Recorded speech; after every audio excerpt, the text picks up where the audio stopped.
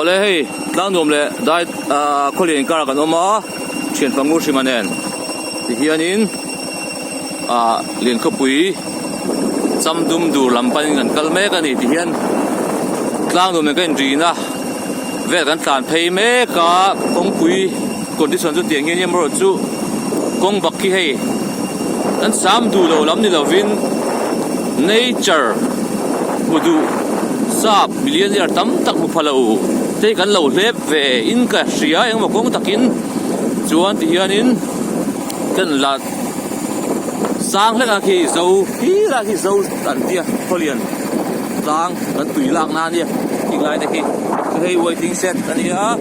tian che bangu siman kon field tukin a bullet number 1 a khal phaya hianin min yang nei phalo mai Lamborghini ti te Mercedes Benz chu kan nei phalo amro chu i London na Mercedes Benz na ya depression na ya in oklum ai chuan bullet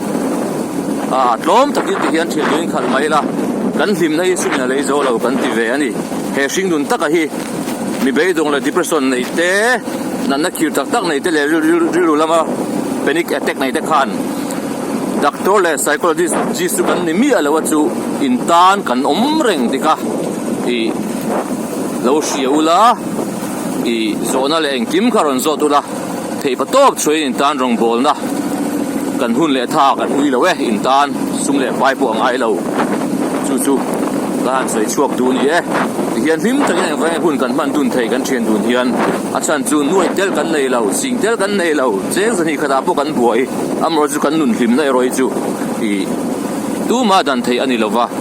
i lalpa mal som na liu anin kan thria lian khopui chamdum dura zotli film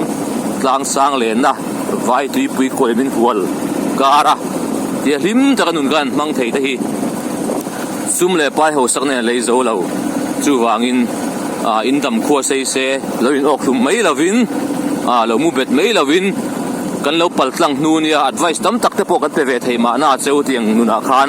edic life theng a buai te po khan e July na ni mo dam doi ni mo trip ani mo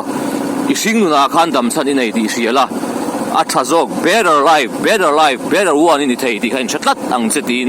subscriber le viewer zong te kha wish you all the best for your future kontini in tan kan ome amro chu kan thei pi alam ram ero chu chunglam kuta in khatte se in zawa in thlidu hei din khopui kan lute entrance in zawa in na meu phone in zawa in signal ka nei nok theino